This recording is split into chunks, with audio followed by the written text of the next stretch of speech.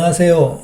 주린이와 전업을 꿈꾸는 모든 분들의 길라잡이 토르 주식입니다. 오늘은 하락장에 대처하는 방법과 특히 최근 주식을 처음 시작한 분이나 투자 경험이 짧아 하락장을 경험하지 못한 분들께 몇 가지 조언을 드리도록 하겠습니다. 강세장이 지속되면 투자자들은 가격 상승이 끝없이 계속되거나 적어도 자신이 이익을 실현할 때까지 상승이 계속될 거라는 집단 체면에 빠지게 됩니다. 늘 그래왔듯이 강세장이 끝나고 나면 개인들의 손실의 상처가 남습니다. 하락장에서도 상승장에 못지않는 대응이 절대 필요합니다. 어쩜 상승장에서보다 더 대응을 잘해야 손실폭을 줄일 수 있습니다. 그럼 하락장에서 지켜야 할 10가지 조언을 말씀드리도록 하겠습니다. 첫 번째, 바닥 저점을 함부로 잡지 말자입니다. 지나친 시장에 대한 긍정적인 마인드보다 부정적으로 시장을 보아야 합니다. 시장의 저점을 예측해서 맞지 않아 추가 하락을 한다면 멘탈이 더 흔들릴 수가 있습니다. 주식의 70%는 멘탈 심리 게임입니다. 자, 그리고 두 번째는 손절 시 좀 더 신중하게 하거나 타이밍이 늦은 손절은 의미도 없습니다. 손절은 주식하는 동안 필수입니다. 하지만 손절을 하는 이유를 명확히 알아야 합니다. 손절을 했으면 다음 매매하는 종목에서는 반드시 성공을 해야 합니다. 손절하고 손절 자금으로 다음 매매 시 다시 실패한다면 손절로 인한 추가 손실을 키우고 내가 손절 친 종목은 손절 후 상승해버리는 최악의 시나리오가 생길 수가 있습니다. 특히 지금처럼 시장의 하락으로 거래량이 없이 빠지는 종목은 굳이 손절을 할 필요가 없다고 생각합니다.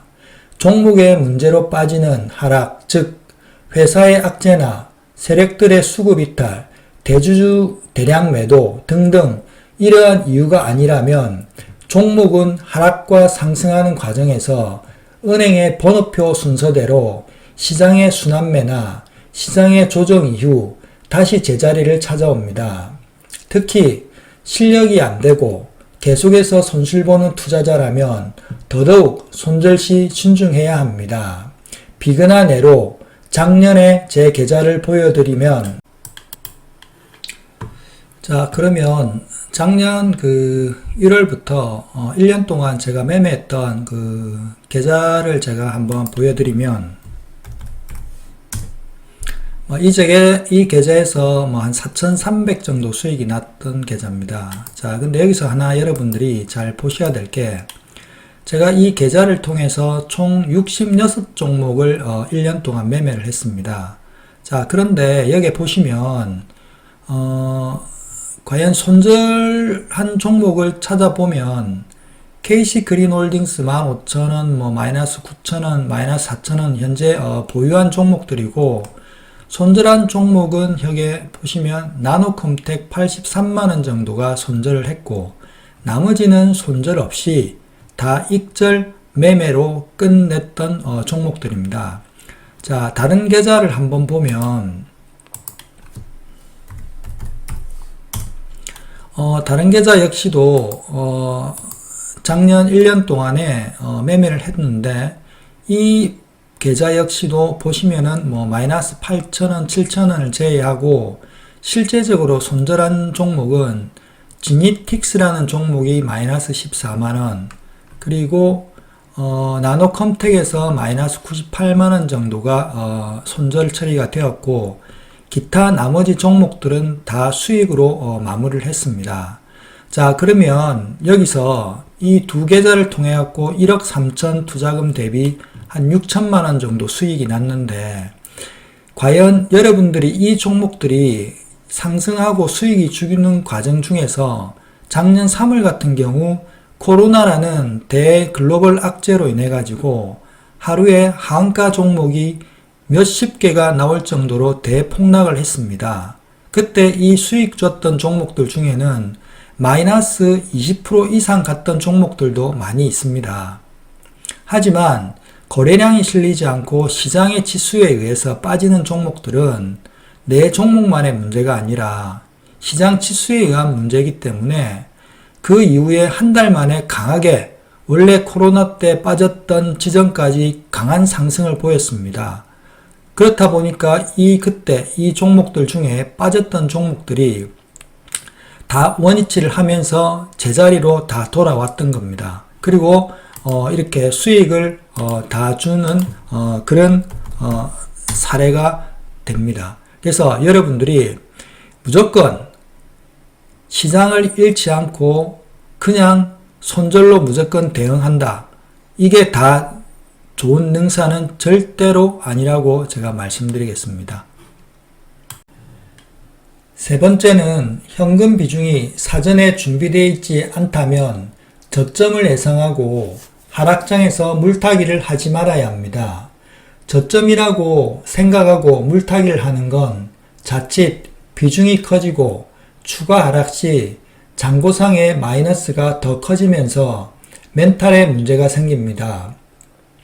그래서 시장이 추세를 돌리거나 종목이 하락장에서 완벽한 양봉을 보이고 의미 있는 자리에서 추세 전환 시 추가 매수로 물타기를 합니다. 잘못한 물타기로 물리는 것보다 조금 더 비싸게 매수하더라도 상승하는 물타기를 하는 게 좋습니다. 다음은 네 번째로 만약 물타기를 한다면 투자금 내에 현금 비중으로 매수를 해야 합니다. 자칫 현금 비중이 부족해서 레버리지를 이용하거나 생활자금이나 여타 특별한 자금을 끌어와서 물타기를 하는 건 자칫 시장의 상승이 늦어질 경우 이벤트 자금 이용 시 시간에 대해 쫓겨 어려워질 수 있는 상황이 될 수가 있습니다. 자, 다섯 번째로는 만약 레버리지를 이용한 사람이라면 추가 하락 시 증거금 부족으로 반대 매매가 이루어질 수 있으므로 사전에 반대 매매에 대한 가격과 증거금을 확보를 미리서 준비해 놔야 합니다. 그리고 현재 보유한 종목이 신용 물량이 높은 종목이라면 반대 매매로 추가 하락이 더 나올 수 있으므로 이 부분도 한 번 정도 체크해 봐야 합니다. 여섯 번째로는 추가 물타기 시 철저한 분할 매수를 해야 합니다. 만약 시장을 미리 예측하고 한 번에 물타기를 한다면 위에서 설명했듯이 비중 확대로 추가 손실로 이어지므로 철저한 분할 매수로 하락장 중에서 내 종목이 음봉이 아닌 양봉시마다 추가 매수로 비중을 10%에서 30%씩 나눠서 실어줍니다. 다음 일곱 번째로는 조정시는 단기로 보지 말고 여유있게 최소 6개월은 조정을 예상하고 대응해야 합니다. 지금 시장처럼 급하게 상승하고 상승이 크게 나온 후 조정도 크게 나올 수 있습니다. 즉 산이 높으면 골이 깊고 골이 깊으면 산이 높다는 이 말처럼 개별 종목이든 시장 지수든 상승 각도가 가파르면 가파르게 조정이 나오고 완만하면 완만한 조정을 받는 게 지수의 성향입니다. 여덟 번째, 잔고 평가에 너무 연연하지 말자입니다. 물론 초보 투자자들이 쉽지는 않겠지만 마이너스 20%가 플러스 20% 익절하는 경우도 허다합니다. 종목에 문제가 없다면 언제든지 시장의 수급은 돌고 돌아서 내 보유 종목의 순서대로 들어옵니다. 잔고평가는 말 그대로 수치일 뿐입니다. 언제든지 플러스가 마이너스로, 마이너스가 플러스로 바뀔 수 있는 사이버 잔액이니 하락장에서 많이 빠진 잔고로 너무 실망하거나 그렇다고 플러스라 해서 너무 흥분할 필요도 전혀 없습니다. 내 주머니에 들어가기 전까지는 내 돈이 아닙니다. 자, 다음 아홉 번째는 시장을 이기려 하지 마세요. 시장의 흐름대로 물 흐르듯 따라가는 게 좋습니다.